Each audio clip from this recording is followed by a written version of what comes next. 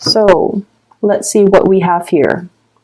The card that really struck out, or really stood out to me, or really struck me was when it first came out here. I have the High Priestess and the Hermit. The High Priestess is about this sense of inner knowing, okay? This sense of like our intuition is working overtime, telling us about a situation to tell us like somebody is the right one or to warn us about a situation. It can go both ways. And I have the Hermit, and the Hermit is a card about spirituality. It's about your spirit guides working behind the scenes to show you something. Okay, to kind of guide you in a specific direction. And with them both looking at each other, I almost feel like you're being shown a situation and you know which way that you're supposed to go. I feel like for many of you, there's a situation here in your life that is creating this. Nine of Swords, okay? The Nine of Swords deals heavily with mental energy that keeps like replaying in our mind, in our head, and we're not really sure how to break out of this feedback loop, okay? So we're feeling like if I do this, the other thing's going to happen. And I also feel for many of you, there might be some situation here on top of the Hierophant, and the Hierophant deals with institution. It deals with expectations, and it deals more with like especially family expectation. Family wants us to do one thing when our heart and our mind wants us to do another.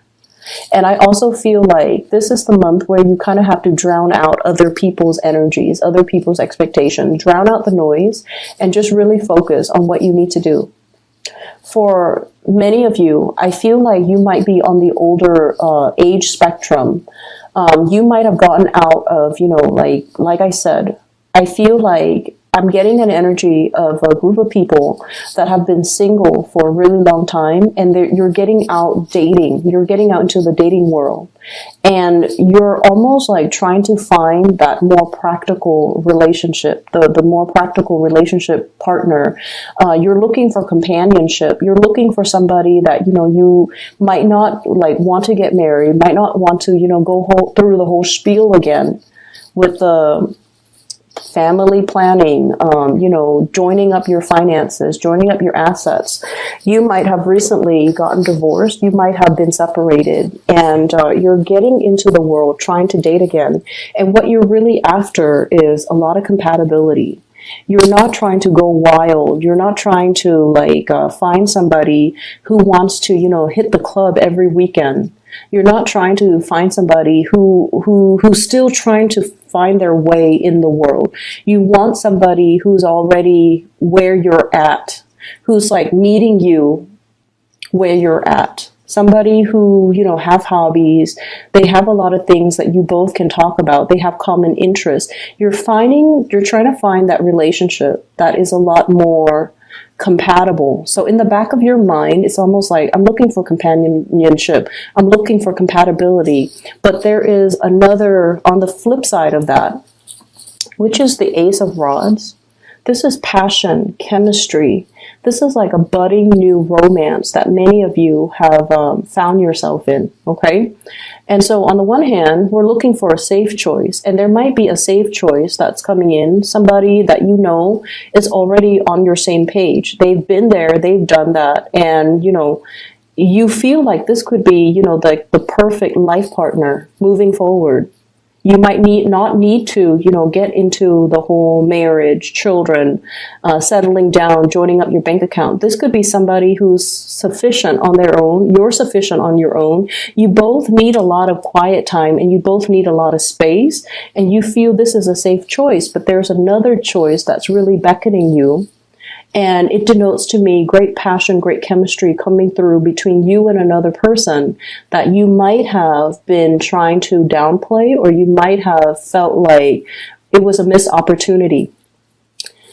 It's linked up here with the Five of Cups, which indicates to me that for many of you, you feel like this person might not be a safe enough choice for you. They're very passionate. They're very they're very social, and so you might not feel like they've gotten the partying, the the wild phase or the wild streak out of their system just yet. You might feel like they still have a lot of grown up to do. There might be an age difference, and so you're feeling like you have to forego this relationship because they haven't really figured things out yet. But you're really passionate about this person. This person stirs you in a way that no one else has stirred you in the past. And because of that, I feel like you're feeling slightly off kilter, or you're feeling like this might not be the safe bet, or this might not be a safe choice. So I feel like, once again, there's this trepidation about asking somebody out on a date, or wanting to get involved with another person, or wanting to talk to a person, but feeling like they have a lot of suitors, or feeling like the environment is disallowing a closer connection, is disallowing one-on-one interaction. I'm seeing a lot of interference getting in the way, okay? But I'm also feeling for many of you, there's definitely choosing between two options, okay? We have here the Two of Pentacles, weighing out the pros and cons, weighing out a situation, weighing out to see what your heart really wants. And I feel like for many of you, there's a connection here with a person that is a little bit on or off, that is not as stable as you'd like, that is, it's really, really passionate, but I feel like in a way, it scares you. It's bringing something so new into your life that you're trepidatious as to how to move forward. For some of you, this could be an earth sign, a Taurus, a Virgo, or a Capricorn. I feel a connection here between possibly a water sign, Pisces, Cancer, Scorpio, and an earth sign, Taurus, Virgo, Capricorn. Somebody's very sentimental. The other one is very practical. Somebody who's really like, easy to talk to. The other person is somebody who gets things done. So I feel like you're straddling the fence or torn between and trying to choose between two people. I did the Gemini reading, by the way, and it did mention straddling the fence, being indecisive, and not going for something. And I feel like this might be an energy that's playing out for air signs, because it's also in your reading, choosing between two options. And I feel like you might be looking at the more practical aspect of a relationship. Like you're realizing that compatibility, innate compatibility goes a lot further. And I feel like you're opting for the more safer, the path of least resistance, okay? And you could potentially forego something that is really exciting, that is really going to break you out of your shell. But I feel like, you're definitely taking the safer route. And I'm sensing as well, the safer route might not yield what you're looking for. So I feel like whatever decision that you're making right now, you want to think about it a little bit longer, and you want to really be honest with yourself. Why am I denying this passionate side that this person is stirring up within me? Why am I foregoing that? Why does that scare me? Because I feel like the reason why you're looking at this person as if, are they going to stay around? I feel like there is an element here about age difference between you and a significant other, or you and somebody that you're interested in. And you might be judging them based on their age rather than based on their life experience. So I feel like it's time to dig a little bit deeper and look at things beneath the surface rather than just looking at things at face value. You have to do a little bit more sleuthing. You have to do a little bit more observing, and you have to do a little bit more like, you have to understand as well where somebody is coming from, getting to the root of a situation. Okay, the Hierophant deals with tradition. It's like long-standing tradition. It's it's a situation that is like all the parts make up the whole. And so you kind of have to look at somebody's upbringing in order to understand why they are the way that they are. I feel like somebody that you're looking at might come across as a rebel when deep down they are as conservative or as orthodox as you can get. But I feel like there is a veneer here that shows you something that you feel is not safe, but unearthing that, looking at things deep underneath, is going to allow you to see this person in a more realistic or in a true light. Okay, so things coming to light. There's heavy energy here about coming into a recognition or into an understanding of something that you hadn't before, with the High Priestess and the Hermit card. This is like the meeting of the mind. This is indicative to me of two people who are a really good match because they are old souls. And it could be old souls reuniting in this lifetime, or people that have gone through many incarnations. They've had many past lives.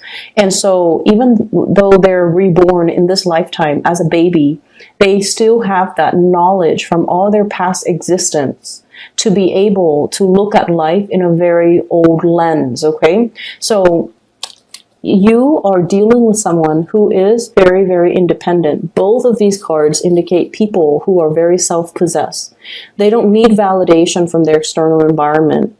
They know what they want to do. They move forward. They're not craving relationships. Like they don't need to have another person by their side. So they're okay with being on their own. They're self-sufficient financially and emotionally. They're not needy. They're not clingy. They're both independent, and they're very much like, go with the flow. If it's meant for me, it will come into the picture for me. If it's not meant for me, no matter how much or how tightly I cling onto it, it's going to slip my fingers. So I feel like it's going to slip through my fingers, excuse me. So I feel like you're dealing with somebody who is definitely in alignment with you, but on the surface, and this is really important why we need to dig a little bit deeper this month and not take things at face value.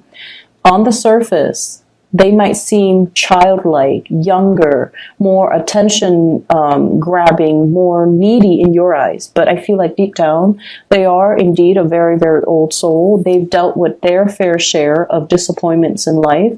And so they take life, come what may. And so they have a, devil may care. They even have like a very transient attitude as to the way they do things. They might approach a situation almost like, I'm seeing this woman holding the flower, and it's almost like nothing lasts forever. So let's just seize the day. Okay, it's almost like a wilting flower. Nothing lasts forever. Let's seize the day. And I'm not going to stubbornly cling on to a situation if the other person doesn't want to be with me. So you're dealing with someone who is a very old soul. They have a lot of self-awareness. At face value, it might seem like they don't, but I feel like deep down, there's this magnetic pull constantly converging. Like it's almost like everything conspiring to bring the two of you together. And for whatever reason, Libras, I feel like you've been fighting it, okay? I'm also seeing as well a family situation. Could be divorce, could be marriage, could be family expectations, all of those things. It's like a whole ball of yarn. It's complicated. It's complex. It's all wrapped up together. I'm seeing situations where there might be like estate planning. So somebody might have passed on, and there's like a lot of things coming up in wills, okay? The High Priestess, usually, she holds a scroll, and I always think of that as like assets, estate planning, wills and testaments, and things that needs to be sorted out. After a demise of a situation, it could also indicate like legality, legal issues, as well as like trying to divvy up assets, okay, especially property, like housing. So I feel like all of those things getting involved in the picture. And then I also feel for those of you who have children, grandchildren, children, you're trying to leave a lasting legacy. You're trying to figure out and you're trying to decide, if I leave the home to the child, or the grandkids, or to whoever it is, I have this really beautiful home. If I leave it to this child, will he or she take care of it? Or will they just sell it, take the money, and, leave and squander the money? So I feel like you're seriously looking at somebody's character to decide what to bequeath them. That's what it seems like. Because you don't want them to make the wrong choice, and because you have sentimental ties to the things that you're giving away, and you hope that they would make the best decision, or the best, they would do right by you, but you're not really sure. So you're still at the stage where you're kind of like trepidatious, okay? I'm also feeling as well, for many of you, on the other end of the spectrum, I feel like there's a lot of information coming through, like in a, it's like spiritual messages coming into the picture. We have, let's see, 5 major arcana cards that are in the picture. The Hermit, the High Priestess, all indicative of, spirituality. We have the Temperance card telling you to be patient. We have the Wheel of Fortune, which means the wheel of fate is turning so that a situation can come together. And I feel for many of you, there might be a new job in the making. If you have been, financially in the red, or if you have been like piecing together odd jobs in order to make ends meet, there is a big job coming into the picture. We have the Page of Pentacles. This is the apprentice. This is still something fairly new that you have to learn, that you have to be trained for, that you have to, kind of like build up towards.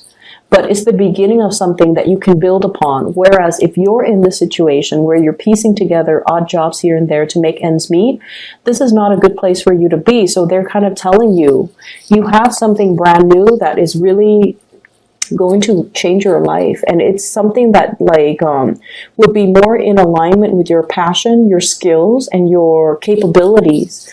But it might not start out with everything that you're hoping for. So I feel like you definitely should try to take this and run with it, because it has a lot more growth potential, and there's a lot more that can be, at the end of the day, it's like this is the thing that can grow. Okay, so even though it starts out like in a position where you're looking at it, you're like, I'm making more here with both of these jobs, but these jobs might be part-time jobs. There's no pension, there's no health insurance, there's no stability. You might be let go, when things get rough within that company or that organization.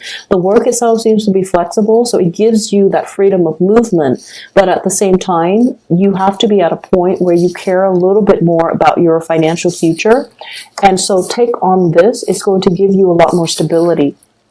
So I feel like there's a choice that you're weighing out regarding your finances and regarding the work that you're willing to do or work that you're not willing to do, mainly because you're assessing whether or not it pays you well enough, okay? As I was talking about the job, my phone kept flickering. The lights kept flickering. So I feel like for many of you, really think about this decision.